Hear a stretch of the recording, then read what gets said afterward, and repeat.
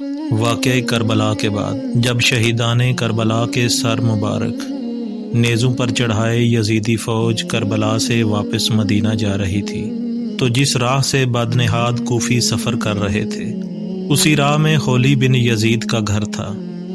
جب خولی بن یزید اپنے مکان میں پہنچا تو ایک رات کے لیے اپنے مکان میں ٹھہر گیا۔ امام عالی مقام علیہ السلام کے سر مبارک کو لے جا کر گھر کے تنور میں رکھ دیا اور اپنی بیوی کے پوچھنے پر جواب دیا کہ ایک شخص یزید کا مخالف ہو گیا تھا، اسی کے مقابلے کے لیے گیا تھا، یہ اسی کا سر ہے۔ خولی کی بیوی ایک عابدہ و صالحہ خاتون تھی۔ رات کو تہجد کے لیے اٹھی تو دیکھا کہ تنور سے تیز قسم کی روشنی نکل رہی ہے۔ سوچنے لگیں کہ تنور میں آگ کی ایک چنگاری بھی نہ تھی، پھر یہ روشنی کہاں سے آئی؟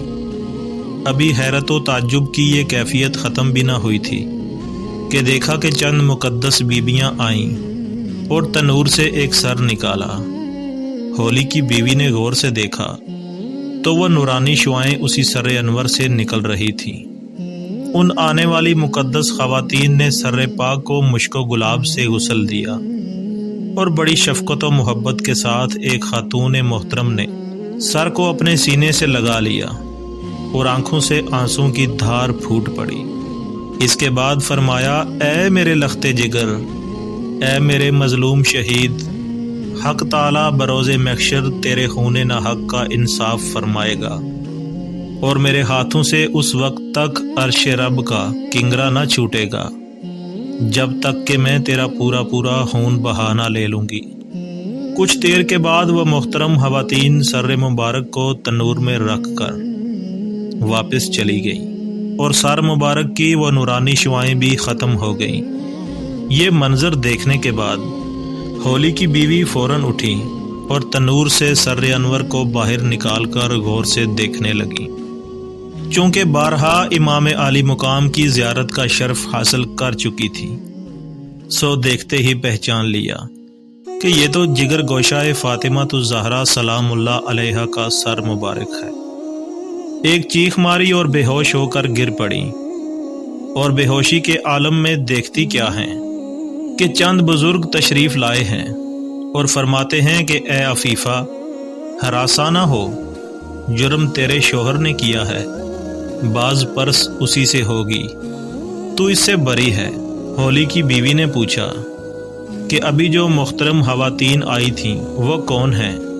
جواب ملا کہ باری باری سر کو سینے سے لگانے والی سیدہ فاطمہ الزہرا سلام اللہ علیہا اور حضرت خدیجہ الکبریٰ سلام اللہ علیہا تھیں، اور زارو قطار رونے والی حضرت صدیقہ اور حضرت مریم بنت عمران تھی۔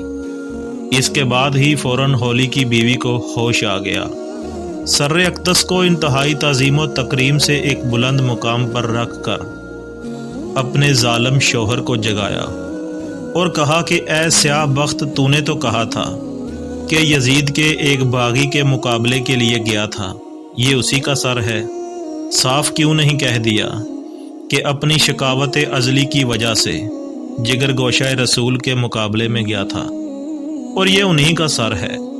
کان کھول کر سن لے کہ تجھ سے اب میرا کوئی واسطہ نہیں، میں دنیا و آخرت دونوں جگہ تجھ سے بیزار ہوں۔ یہ کہہ کر چادر اوڑھی اور گھر سے باہر نکل گئیں اور پھر یہ کسی کو معلوم نہ ہو سکا کہ وہ کہاں گئیں۔